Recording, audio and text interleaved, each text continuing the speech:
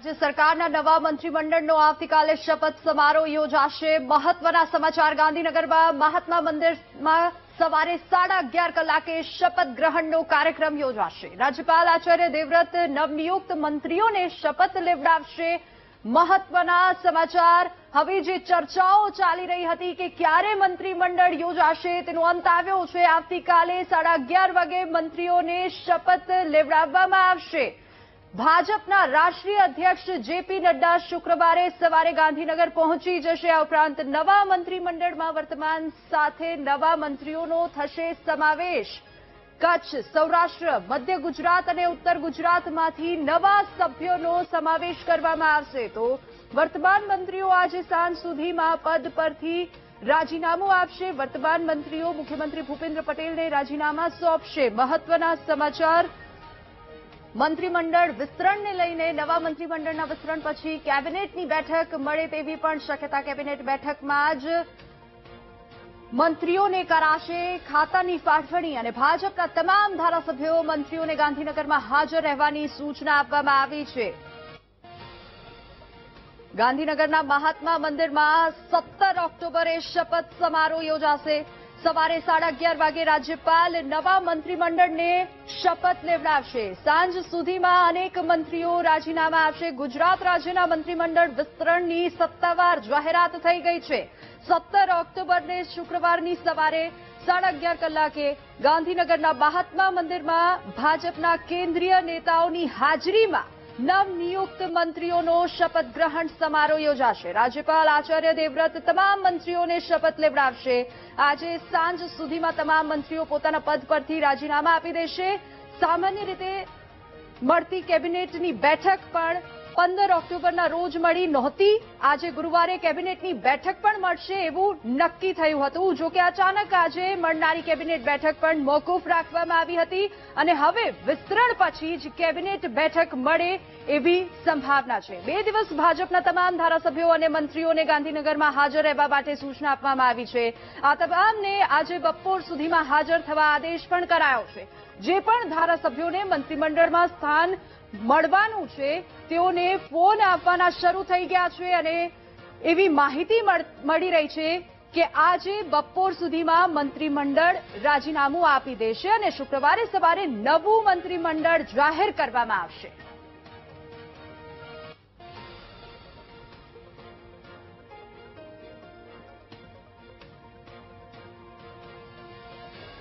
વધુ વિગતો સાથે સંવાદદાતા મેહુલ આપણી સાથે લાઈવ જોડાઈ ગયા છે। મેહુલ, હવે આવતીકાલે નવા મંત્રીમંડળની જાહેરાત થઈ જશે અને નવા મંત્રીઓ શપથ પણ લઈ લેશે। શું વધુ વિગત?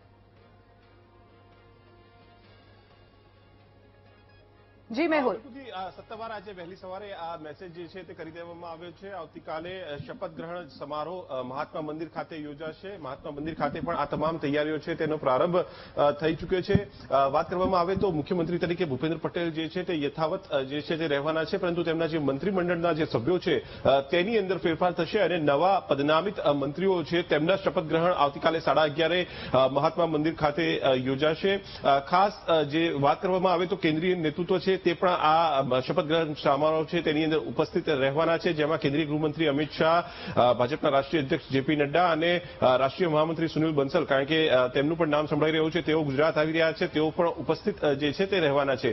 ખાસ જે કહી શકાય કે રાજ્યપાલ આચાર્ય દેવવ્રત છે તે તેમનો પ્રવાસ જે છે તે ટૂંકાવીને ગુજરાત આવી રહ્યા છે અને આવતીકાલે શપથ ગ્રહણ સમારોહની અંદર પદનામિત જે મંત્રીઓ છે તેમને ગોપનીયતાના શપથ તેઓ જે છે તે મહાત્મા મંદિર ખાતે લેવડાવશે। વાત કરવામાં આવે તો જે પોલિટિકલ ઇક્વેશન જે છે તેને ધ્યાનમાં રાખીને આ તમામ નિર્ણયો જે છે તે કરવામાં આવી રહ્યા છે। નામો અત્યારે અનેક જે છે તે ચાલી રહ્યા છે, પરંતુ આવનાર વિધાનસભાની ચૂંટણીઓ 2027 અને ખાસ સ્થાનિક સ્વરાજની ચૂંટણીઓ લગભગ ડિસેમ્બર અને જાન્યુઆરીમાં જે છે તે થવા જઈ રહી છે ગુજરાતની અંદર, કે જે ટ્રેલર કહી શકાય વિધાનસભાની ચૂંટણીઓની અંદર। તો આ સ્થાનિક સ્વરાજની ચૂંટણીઓ, વિધાનસભાની 2027ની ચૂંટણીઓ તમામને ધ્યાનમાં રાખીને નવું મંત્રીમંડળ છે તેની રચના કરવામાં આવી રહી છે। આ મંત્રીમંડળની અંદર જે વર્તમાન સભ્યો સભ્યો છે તેમાં અનેક સભ્યો એવા છે કે જેનો પડતા મુકાઈ શકે છે અને અનેક સભ્યો એવા નવા છે કે જેમને સમાવેશ થઈ શકે છે. વાત કરવામાં આવે તો આ જે સમાવેશ કરવામાં નવા ચહેરાઓની વાત છે તો ઉત્તર ગુજરાત, મધ્ય ગુજરાત, સૌરાષ્ટ્ર, કારણ કે સૌરાષ્ટ્ર ખૂબ જ મહત્વપૂર્ણ બની રહ્યું છે અત્યાર સુધીમાં પોલિટિકલ ઇક્વેશનની અંદર. સૌરાષ્ટ્રની અંદર અત્યારે વર્તમાન જે રાજકીય પરિસ્થિતિ છે અને ત્યાંથી નેતૃત્વ આપવાની જે પરિસ્થિતિ છે તેને લઈને ક્યાંક ને ક્યાંક જે છે તે લાંબા સમયથી ચર્ચા ચાલી રહી હતી. ઉત્તર ગુજરાતથી મુખ્યમંત્રી કહી શકાય અમદાવાદથી છે કે અને પ્રદેશ ભાજપ અધ્યક્ષ જગદીશ વિશ્વકર્મા છે તેઓ પણ અમદાવાદથી છે. ત્યારે જે પોલિટિકલ જે લીડરશીપનું જે બેલેન્સ કરવાનું હોય તે માન્ય ખૂબ જ મહત્વનું છે અને સૌરાષ્ટ્રની અંદર ખૂબ જ મોટો વર્ગ જે છે તે ભારતીય જનતા પાર્ટી છે સાથે છે. લગભગ 46 જેટલી બેઠકો ત્યાંથી છે અને તેની અંદરથી 40થી વધુ બેઠકો જે છે તે ભારતીય જનતા પાર્ટી પાસે છે. તો પોલિટિકલ લીડરશીપ ત્યાંથી જે છે તે વધુને વધુ પ્રાપ્ત થાય તેના માટેનો સીધો નિર્ણય જે છે તે કરવામાં આવી રહ્યો છે અને ત્યાંથી વધુ ચહેરાઓનો સમાવેશ જે છે તે વર્તમાન મંત્રીમંડળની અંદર થશે. દક્ષિણ ગુજરાતમાંથી પણ આ જ પ્રકારે નેતૃત્વ જે છે તે આપવામાં આવશે. આ તમામ બાબતોને લઈને કેન્દ્રીય નેતૃત્વ જ્યારે આજે ગુજરાત આવી રહ્યો છે, કારણ કે સુનિલ બંસલ જે છે તે આવી રહ્યા છે, સાથે જ ભાજપના રાષ્ટ્રીય અધ્યક્ષ જેપી નડ્ડા અને કેન્દ્રીય ગૃહમંત્રી અમિત શાહ, તો તમામ લોકો જે છે તે પણ એક ઔપચારિક બેઠક જે છે તે મુખ્યમંત્રી ભૂપેન્દ્ર પટેલ અને પ્રદેશ ભાજપ અધ્યક્ષ જગદીશ વિશ્વકર્મા સાથે કરશે અને તેની અંદર આ નામોની ચર્ચા જે છે તેને આખરી ઓપ આપવામાં આવશે. કારણ કે અગાઉ આ એક ખૂબ મોટી બેઠક પ્રધાનમંત્રી નરેન્દ્ર મોદીની સાથે થઈ ચૂકી છે કે જેમાં લગભગ 4.5 કલાકથી વધુ સમય સુધી બેઠક જે છે તે દિલ્હી ખાતે ચાલી હતી અને તેની અંદર નિર્ણય કરવામાં આવ્યો હતો કે મંત્રીમંડળનું વિસ્તરણ જે છે તે થશે અને સાથે જ મેહુલ, આપને અટકાવવા માંગીશ. અત્યારે મહત્વના સમાચાર અત્યારે પ્રાપ્ત થઈ રહ્યા છે. મંત્રીમંડળના વિસ્તરણને લઈને એક્સક્લુઝિવ સમાચાર વીટીવી ન્યૂઝ પાસે. કેટલાક ધારાસભ્યોને ફોન આવવાના પણ શરૂ થઈ ગયા છે.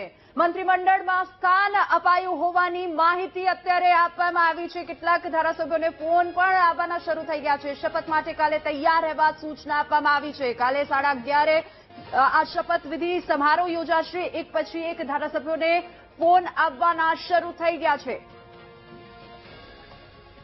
જી મેહુલ, તો ધારાસભ્યોને ફોન આવવાના પણ શરૂ થઈ ગયા છે એવી માહિતી અત્યારે સૂત્રો પાસેથી મળી રહી છે. તેને લઈને શું અપડેટ્સ?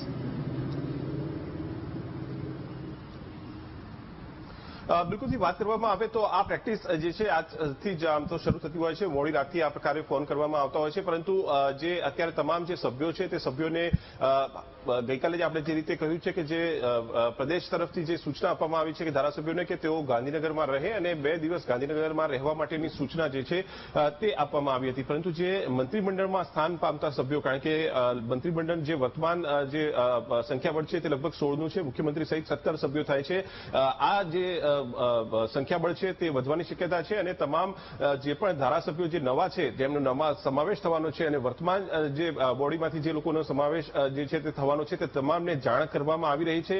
ખાસ નવા સમાવેશી જે ચહેરાઓ છે તે ચહેરાઓને લઈને તેમને અત્યારથી જ જાણકારી આપવામાં આવતી હોવાની માહિતી પ્રાપ્ત થઈ રહી છે. આમ તો અત્યાર સુધી એવી પ્રેક્ટિસ હતી કે જે ધારાસભ્યો છે તેમને મોડી રાત્રે, એટલે જે શપથ ગ્રહણ હોય એના આગલા દિવસે મોડી રાત્રે જાણકારી જે છે તે આપવામાં આવતી હોય છે, પરંતુ જે અત્યારે માહિતી મળી રહી છે તે પ્રમાણે અત્યારથી જ તેમને જાણકારી આપવામાં આવી છે અને તૈયાર રહેવા માટેની સૂચનાઓ જે છે તે આપવામાં આવી છે.